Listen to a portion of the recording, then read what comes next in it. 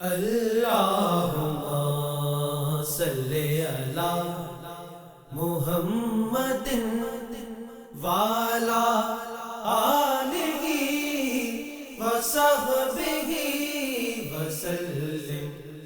بسم اللہ الرحمن الرحیم۔ اللہ تبارک و تعالیٰ کے پاکیزہ نام سے ابتدا کرتے ہیں جو بہت ہی مہربان نہایت رحم والا ہے۔ درس بخاری کا سلسلہ جاری و ساری ہے اور ہم پہنچے تھے کتاب المظالم والغصب پر۔ دوسروں کے مال دبا لینا، دوسروں کو تکلیفیں پہنچانا، اذیت پہنچانے والے جتنے بھی ہمارے بھائی بہن ہیں، یہ حصہ کتاب بہترین رہنمائی فراہم کرتا ہے۔ اور ہمارے نبی کریم صلی اللہ علیہ وسلم ایک بہترین لیڈر تھے، ایک بہترین رہنما تھے۔ نہ صرف آپ نے دنیاوی امور میں ہمیں ہدایات فراہم کی ہیں، بلکہ اللہ کے حکم سے اخروی امور کے بارے میں بھی مکمل گائیڈ کیا ہے اور وہاں کی ہر اونچ نیچ کو ابھی سمجھا دیا ہے۔ یعنی برود قیامت جو امتحان ہونے والا ہے، جو ہم سے کویسچنز ہونے والے ہیں، وہ پیپر دنیا میں آؤٹ کر دیا سرکار نے۔ یہ سوال پوچھے جائیں گے اور ایسا پیپر آؤٹ ہوا ہے کہ یہاں تو ہوتا ہے بعض وقت پیپر آؤٹ ہو جائے تو اس میں کچھ کویسچن آتے ہیں، کچھ نہیں آتے، لیکن میرے آقا صلی اللہ علیہ وسلم نے جو فرما دیا ویسا ہی ہوگا۔ تو اب سمجھدار انسان کو چاہیے کہ جب آپ کے ہاتھ میں پیپر آ گیا کہ بھئی یہ 10 چیزوں پہ توجہ کرنی ہے، انہی کے بارے میں پوچھا جائے گا، اور پھر ہم اس کی تیاری نہ کریں اور امتحان میں فیل ہو جائیں، بتائیے ایسے طالب علم کے بارے میں آپ کون سا لفظ کہنا پسند کریں گے؟ اپنے ذہن میں خود ہی لے آئیں کہ ایسے نکمے جو اسٹوڈنٹ ہیں یا نکمے شاگرد ہیں کہ سب ان کو بتا دیا کہ یہ آج پیپر میں آنے والا ہے یا کل کے پیپر میں، اور تیاری نہ کریں اور فیل ہو جائیں، ان سے بڑھ کر کون احمق ہوگا؟ تو اسی طریقے سے ہم میں سے بہت سارے اسی حماقت میں مبتلا ہیں کہ میرے آقا بروز قیامت جو کچھ ہونے والا ہے سارا آج بتا رہے ہیں، یہ اس کی اصلاح کر لو، اس کی تصحیح کر لو، یہ غلط چیز ہے اس کو چھوڑ دو، یہاں پر تم نے غلط کر دیا معافی طلب کر لو۔ نہیں مان رہے ہم، اب بروز قیامت پکڑے جائیں گے، تو پھر کسی کو ملامت نہیں کرنی چاہیے، نہ کر سکتے ہیں ہم۔ جب اللہ تعالیٰ وہاں پہ اگر عذاب میں مبتلا کر دے تو پھر یہ ہمارا ہی قصور ہے اور ہمیں اپنے آپ کو ملامت کرنی چاہیے۔ اگلی حدیث کی طرف آتے ہیں، 2453 نمبر حدیث پاک ہے۔ حضرت ابو سلمہ رضی اللہ تعالیٰ عنہ اس کے راوی ہیں۔ انہوں نے حدیث بیان کی کہ ان کے اور لوگوں کے درمیان کوئی جھگڑا تھا، تو انہوں نے سیدہ عائشہ صدیقہ رضی اللہ تعالیٰ عنہ سے اس کا ذکر کیا۔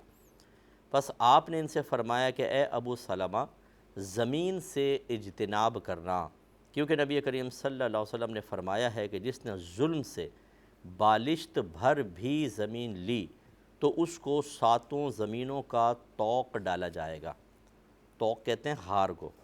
تو دیکھیں ان کا جھگڑا تھا حضرت ابو سلمہ کا بعض لوگوں کے ساتھ زمینی معاملات پہ دیگر، تو سیدہ عائشہ ہوشیار کر رہی ہیں کہ ٹھیک ہے، اپنا حق آپ کا لینا، اس کے لیے مطالبہ کرنا، اس کے لیے گفتگو کرنا، اس میں کوئی حرج نہیں ہے، آپ کر سکتے ہیں قانون کے دائرے میں رہ کے، اخلاقیات کے دائرے میں رہ کے، لیکن ذرا غور کر لیجئے گا کہ خدا نہ خواستہ ایسا نہ ہو کہ عدم توجہی کی بنا پر کچھ اس قسم کا معاملہ ہو جائے کہ کسی کی زمین آپ کے قبضے میں آ جائے، تو پھر برود قیامت یہ معاملہ ہوگا۔ تو جتنے بھی کیسز چل رہے ہوتے ہیں زمینوں کے، پلاٹس کے، ہر شخص غور کرے کہ آپ تگڑا سا وکیل اس لیے کر لیتے ہیں کہ دوسرے کی زمین میں حاصل کر لوں، تو چلیں آپ نے کر لیا، اس کو کہتے ہیں جی ہم کامیاب ہو گئے، مٹھائیاں کھلاتے ہیں۔ میں آپ سے اب کویسچن کرتا ہوں کہ ان حدیثوں کی روشنی میں بتائیں کہ ایسا شخص کامیاب ہوا ہے یا ناکام ہوا ہے؟ یہ سرخرو ہوا ہے یا رسوا ہوا ہے؟ اسے مٹھائی بانٹنی چاہیے یا بیٹھ کر اپنی حالت پہ افسوس کرنا چاہیے؟ لیکن افسوس ہے، یعنی عجیب و غریب صورتحال ہے کہ نقصان اپنا کر رہے ہیں اور اس پہ مٹھائیاں بانٹ رہے ہیں۔ یہ کم عقلی ہے۔ ہمارے نبی کریم صلی اللہ علیہ وسلم نے اسی لیے دنیا میں سب کچھ بتایا اور ہمیں توجہ کرنے کی طرف مبذول کیا ہے کہ بھئی متوجہ رہو، یہ غلط کر رہے ہو، یہ صحیح کر رہے ہو، ایسا کرو، اگر غلط کر چکے ہو اس کا تدارک یوں ہوگا، بتا دیا سارا، اس کے اوپر ہمیں توجہ کرنی چاہیے۔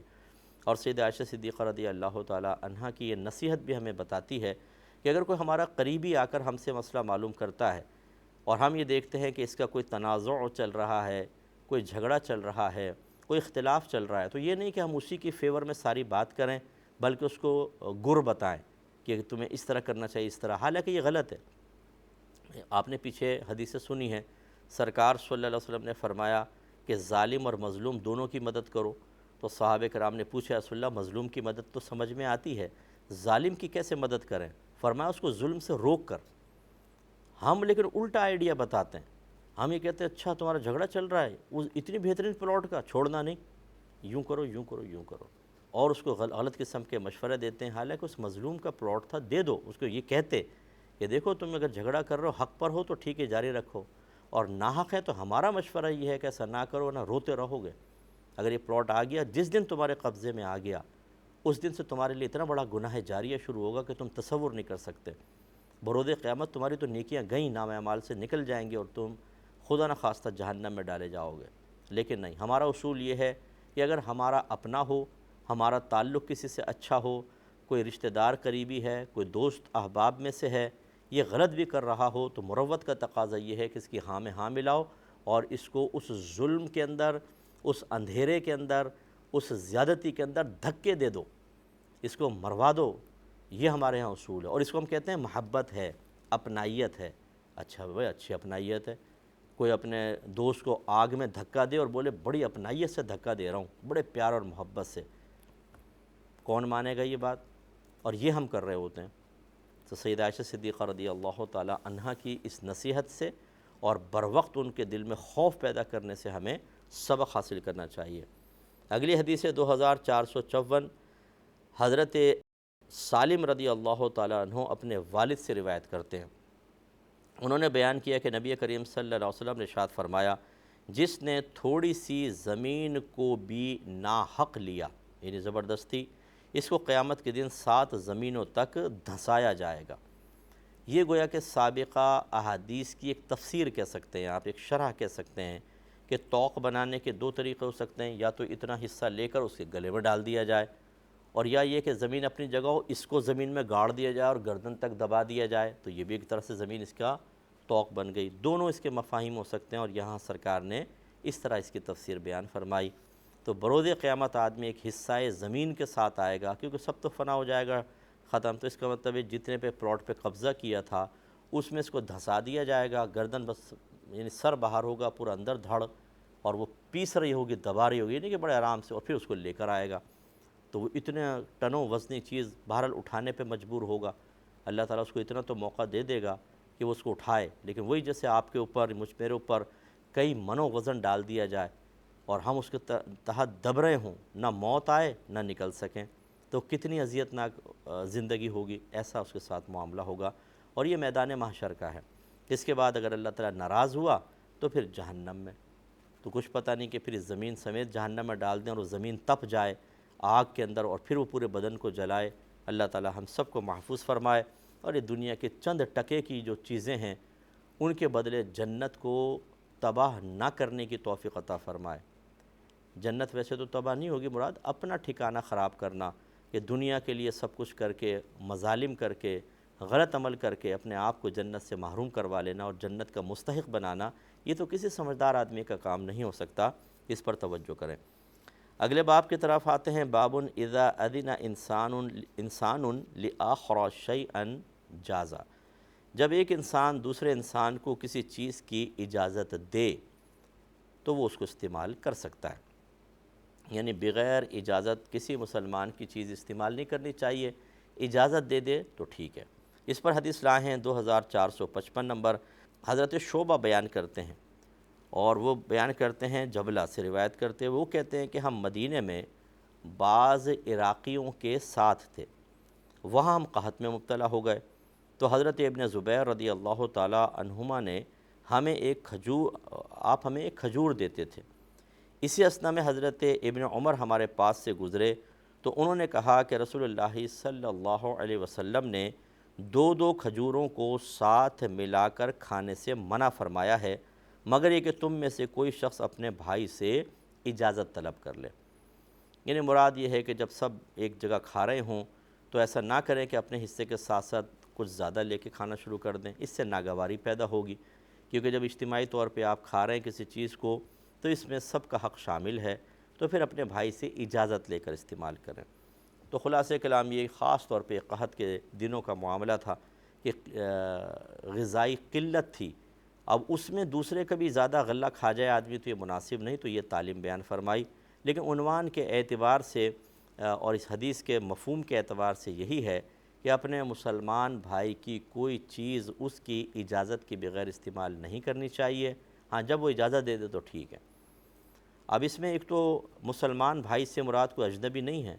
آپ کی والدہ آپ کی ایک اسلامی بہن ہے ایک طرح سے، ایک رشتے کے اعتبار سے، ویسے والدہ ہیں.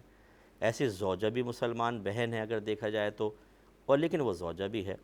اس طرح والد صاحب ہیں، وہ اسلامی بھائی ہیں، آپ کے دینی بھائی ہیں، والد صاحب بھی ہیں. یعنی ایک ہوتا ہے کہ ہم یہ رشتوں سے قطع نظر صرف اسلام کی بنیاد پر دیکھیں تو ہر مسلمان ہمارا بھائی، ہر مسلمان عورت ہماری بہن بنے گی. اس اعتبار سے پھر انہی میں ہمارے رشتے بن جاتے ہیں. اس کا مطلب ہے کہ اس چیز کا خیال ہر ایک کے ساتھ رکھنا ہوگا.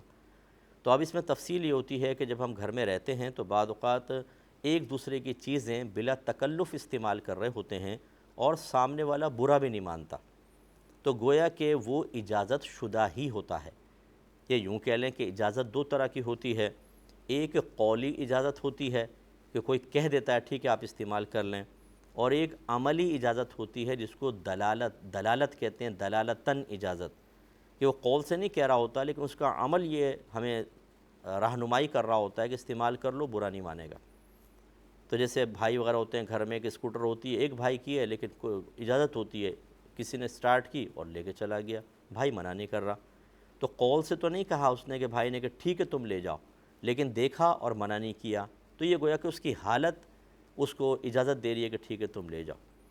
تو یوں گھر کے جو روزمرہ استعمال کی چیزیں ہوتی ہیں جن کو سب استعمال کریں کوئی برا نہیں مانتا، اس میں اجازت کی حاجت نہیں ہوتی ہے، یعنی قولی اجازت کی.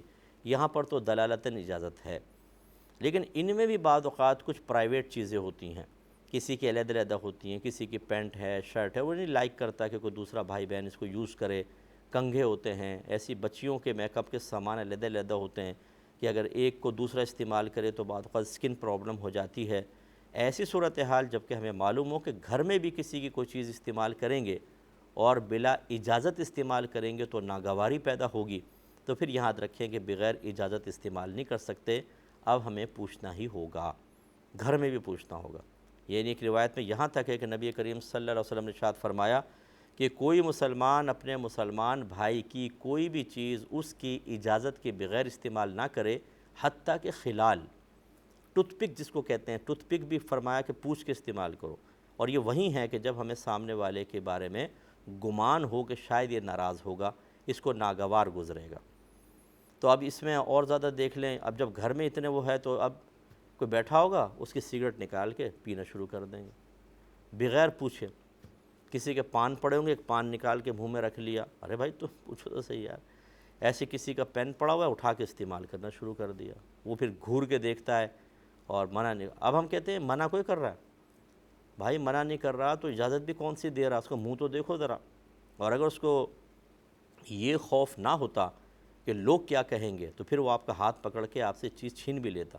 تو بعضوں کی عادت ہوتی ہے کہ مانگ تانگ کے ساتھ گزارا کرتے ہیں، اس سے سگریٹ لے لی، اس سے پان لے لیا، اس سے پین لے لیا، اس سے یار اسکوٹر دینا ذرا روڈ سے ہو کر آیا. یہ مانگنے کی عادت ہوتی ہے اور اس سے بیزار ہو جاتے ہیں سارے. دور سے دیکھتے ہیں تو بولتے ہیں بھئی منگتا آ گیا، بھاگو بھائی یہاں سے. اتنا اپنے آپ کو ویسے بھی آدمی کو ذلت پر پیش نہیں کرنا چاہیے. اور پھر یہ شخص یہ کہے کہ بھئی اگر منع کرنا ہوتا تو مجھے منع کر دیتے. یار وہ مروت میں بیچارے دیتے چلے جا رہے ہیں، تمہیں ان کے چہروں کے تاثرات سمجھ میں نہیں آتے، تم اسی لیے جان بوجھ کے ان کا چہرہ نہیں دیکھتے کہ چہرہ دیکھوں گا تو ناگواری نظر آئے گی، یار دینا چابی لے کے فوراً نکل لیے کہ منہ دیکھوں گا تو مسئلہ پیدا ہوگا. یہ غلط ہوتا. اس لیے ہمیشہ یاد رکھیں کہ چاہے گھر میں ہوں چاہے باہر، جب تک آپ کو کامل یقین نہ ہو کہ میرے بغیر اجازت اس چیز کو استعمال کرنے سے کوئی ناراض نہیں ہوگا، اگر یقین کامل حاصل ہے ٹھیک، اگر نہیں ہے ذرہ برابر شبہ ہے تو پہلے پوچھئے، اس کے بعد استعمال کریں، ورنہ ہم نافرمانی کے مرتکب ہوں گے اور گناہ ہو سکتا ہے. اگلی روایت کی طرف آتے ہیں. حدیث نمبر ہے 2456 نمبر، اور اس کے راوی ہیں حضرت ابو شعیب، بلکہ حضرت ابو مسعود سے لیتے ہیں. بیان کرتے ہیں کہ انصار کے ایک شخص تھے جن کو ابو شعیب کہا جاتا تھا. ان کا غلام گوشت فروخت کرنے والا تھا. ان سے حضرت ابو شعیب نے کہا کہ میرے لیے 5 آدمیوں کا کھانا تیار کر دو. شاید میں نبی کریم صلی اللہ علیہ وسلم کو دعوت دوں اور آپ پانچ میں سے پانچویں ہوں گے۔ یعنی راوی کے بیان کا انداز ہے، وہ تھا غلام تو وہ گوشت بیچتا تھا، اسے کہا بھی 5 آدمیوں کو ذرا کھانا دے دو، گوشت دے دو تو میں سرکار کو بلواؤں گا۔ ایک نبی کریم یہ 5ویں سرکار ہوں گے، یعنی سرکار کے علاوہ 4 مزید کو میں بلاؤں گا۔ اور انہوں نے نبی کریم صلی اللہ علیہ وسلم کے چہرہ انور پر بھوک کے آثار دیکھے تھے، بس انہوں نے آپ کو دعوت دی۔ نبی کریم صلی اللہ علیہ وسلم کے ساتھ ایک ایسا شخص بھی چلا آیا جس کو دعوت نہیں دی گئی تھی۔ جب رحمت کونین صلی اللہ علیہ وسلم نے اس کو بھی ملاحظہ کیا تو آپ نے فرمایا، اب میزبان سے فرما رہے ہیں کہ یہ شخص ہمارے ساتھ آ گیا ہے، کیا آپ اس کو بھی اجازت دیتے ہیں؟ اس نے کہا کہ جی ہاں، تو پھر سرکار نے ان کو بلا لیا۔ تو اس سے بھی دیکھیں پتہ چلا کہ اپنے مسلمان بھائی پہ اس کی اجازت کے بغیر بوجھ نہیں ڈالنا چاہیے، بوجھ بننا نہیں چاہیے۔ تو پہلی بات تو یہ کہ حضرت ابو شعیب نے دیکھا کہ نبی کریم صلی اللہ علیہ وسلم کے چہرے انور پر بھوک کے آثار ہیں۔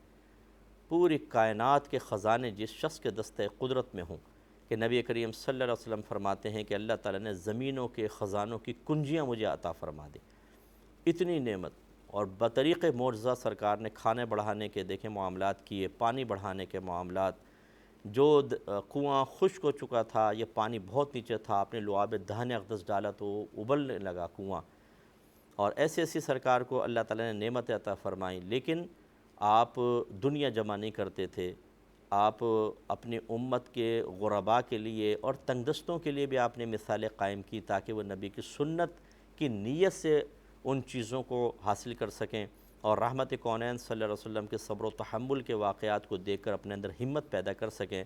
سرکار نے ایک بہت ہی ایسی زندگی گزاری کہ کوئی حکمران ایسی زندگی نہیں گزار سکتا ہے۔ تو رحمت کونین صلی اللہ علیہ وسلم کے چہرے انور پر بھوک کے آثار دیکھے تو وہ صحابی تڑپ گئے کہ میں اپنے آقا کی دعوت کرتا ہوں۔